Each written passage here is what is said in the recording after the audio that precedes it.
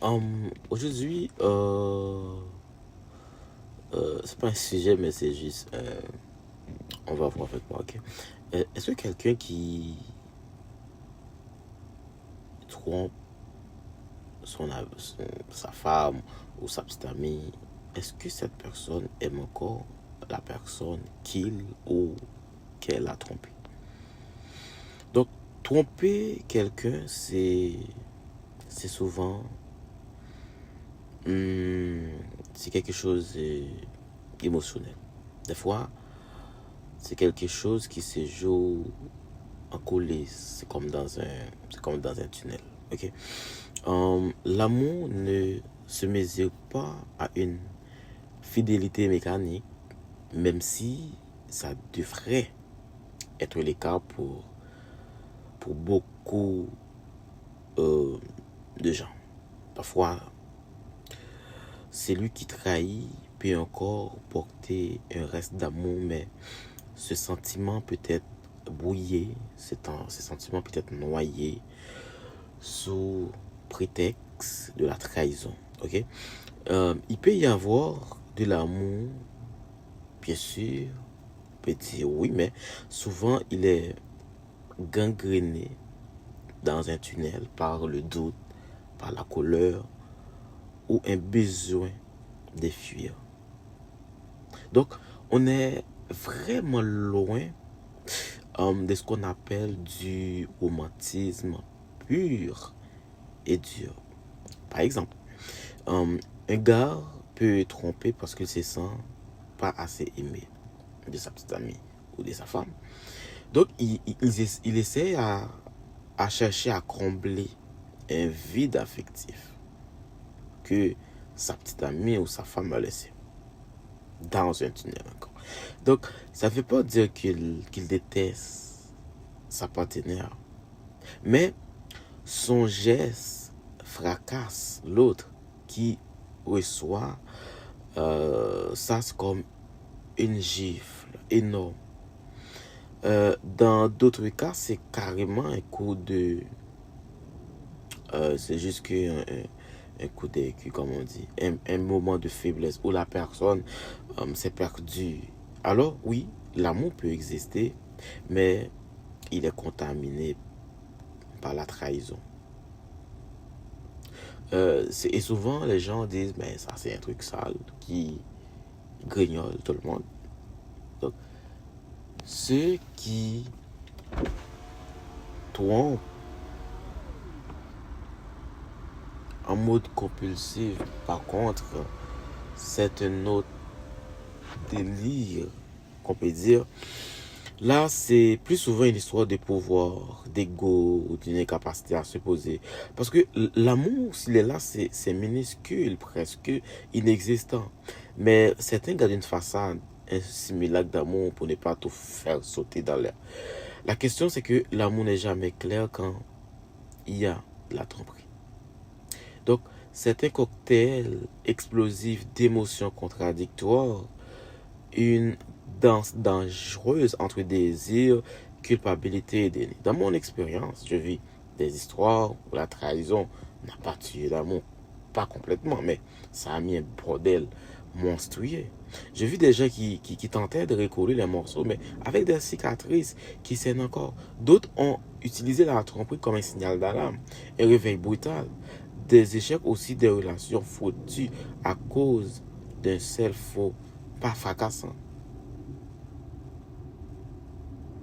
Des succès, des retrouvailles, des reconstructions, mais jamais sans un énorme travail ce soir.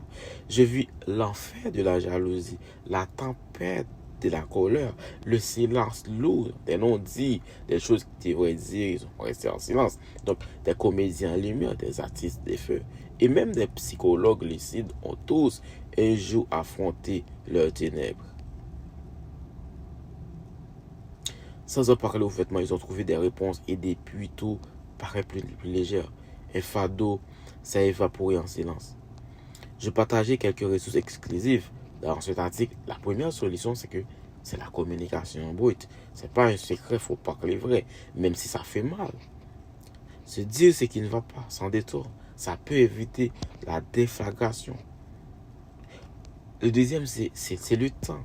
Le temps pour digérer, le temps pour comprendre ce qui s'est passé exactement. C'est pas une question pour oublier, mais pour accepter. Donc, la troisième chose qu'on va voir avec moi, c'est la thérapie solo en couple. Un pro peut te filer des clés pour dénouer ces sacs de nœuds émotionnels. Donc, la quatrième chose, c'est le pardon, mais pas n'importe lequel. Un pardon qui libère, pas un pardon hypocrite. Cinquième, c'est fixer ses limites, parce que l'amour ne doit pas être une cage. Il faut se construire, c'est la sixième chose, quand il faut se construire par la confiance, à se connaître soi-même, pour ne plus refaire les mêmes erreurs. Faire le ménage autour, parce que parfois, c'est l'environnement qui te tire vers le bas. Cultiver la patience. Donc, la dernière, et pas des moindres, c'est choisir, rester ensemble au parti, mais avec conscience et dignité. En ce qui concerne les livres, l'essentiel reste effleuré. C'est en plongeant dans des livres entiers qu'on saisit pleinement la connaissance. Toute sagesse révèle notre pouvoir intérieur. Tout cela est détaillé dans mon livre. Donc, il faut reprendre le contrôle émotionnel. Donc, vu que tu reprends le contrôle, tu guéris, tu t'élèves, tu reprends le pouvoir sur ta vie. Donc, tu déchires les silences, tu lis l'âme dans les gestes, la chimie des paroles, chaque mot devient une âme, chaque phrase un sortilège.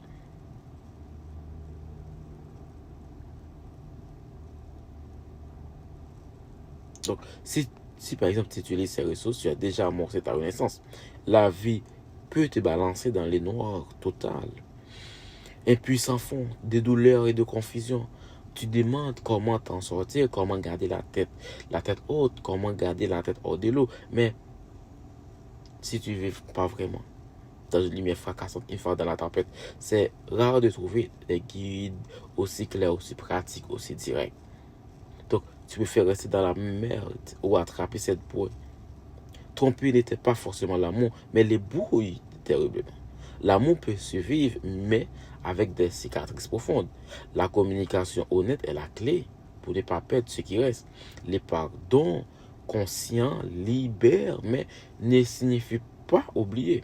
Enfin, reconstruire demande du temps, du courage et des choix clairs. Pour moi, cette question résonne comme un putain de coup de poing dans la gueule. Ça peut changer. Ça change tout. Donc, ça transforme la vision qu'on a de soi, des autres, du couple. Alors bouge-toi. Prends les rênes de ta vie. Ne laisse pas une trahison te définir. Cherche, lis, écoute, agis. Reprends ton pouvoir. Le chemin est dur, mais la destination vaut chaque putain d'effort. Merci à tous et à ceux qui vont partager cette vidéo. Parce que ma mission est de t'accompagner dans ta transformation en te proposant des ressources percutantes pour un épanouissement authentique et durable. Donc, vous pouvez partager ton avis ci-dessous et avançons ensemble vers ton épanouissement.